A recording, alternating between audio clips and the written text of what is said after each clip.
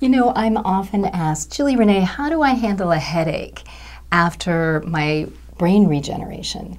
So today I'm going to give you a few really good ideas on how to approach headaches and perhaps how to avoid headaches completely. So the first thing I'd like you to be doing is actually saying, this is not me, this is not me, this is not me, for the first 5 minutes of noticing that you have a headache. You can just say it to yourself, this is not me, this is not me, this is not me. You can imagine the headache just shrinking and disappearing. Or you can imagine, for people who have trained with me, you'll know the idea of putting a rose on the issue and then a little kind of cartoon bomb, like a Roadrunner boom bomb. You can do rose bomb, but you can just literally do, this is not me. Just put those words on top of the area where you're having the discomfort. Now that should actually make it go away. How I discovered this was when I was sick many years ago and in so much pain. I was in a 10, I would collapse, and my friends would routinely carry me into the emergency room. And the emergency people knew me by first name. And it was from collapsing from severe pain. So I started experimenting because I didn't want to keep using the morphine that they were giving me.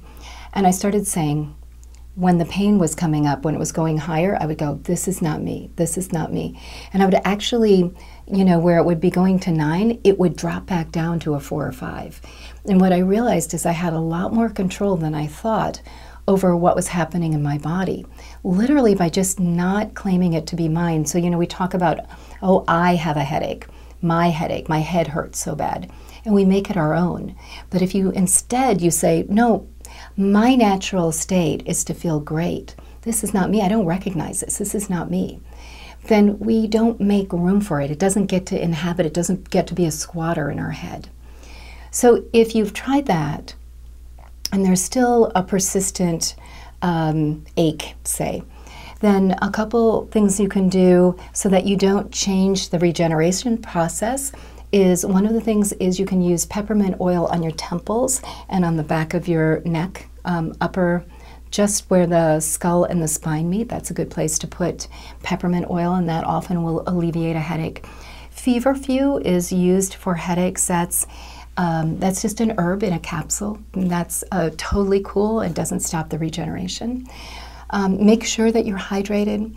A lot of times when people text me and they say I have a headache, they haven't been drinking water for 4 or 5 hours and they're dehydrated. So make sure that you have water.